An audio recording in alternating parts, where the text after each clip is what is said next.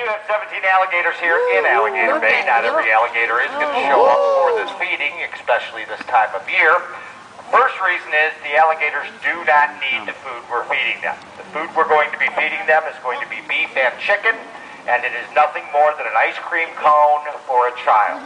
We ask them to do certain behaviors, recognize their name, come when they are called, and by doing so, they will get a nice little treat. That happens to be alligators do not eat every day. This is a big misnomer. For some reason, we've been led to believe that what you're looking at here is a prehistoric predator that will kill anything on sight and consume as much food as it possibly can.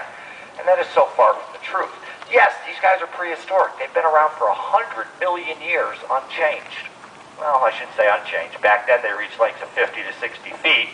Today, average size for a male alligator, the American species that is anywhere between 10 and 12 feet. Females like Firecracker here, 6 to 8 feet.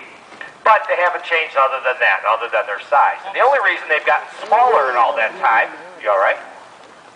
Yeah.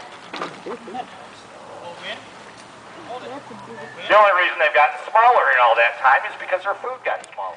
You take your little dog along the lake.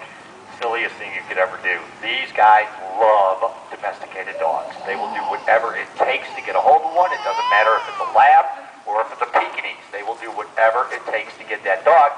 And unfortunately, encounters happen because people are walking their dog. The gator's coming towards it. You swoop down to pick up the dog to protect the dog, and you end up getting hurt. Unless you're that gentleman in Fort Myers. Did you hear about him? I actually had to give him a pat on the back last week. He's walking his Jack Russell in the stupid zone. Gator comes up, grabs his dog. Now he's licensed for a firearm. He pulls out his pistol, shoots 6 times into the water.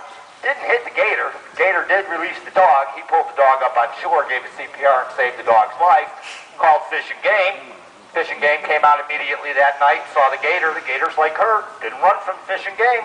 Took the bait stick, shot it in the head, killed it. See, that's what happens to every single gator in the state of Florida.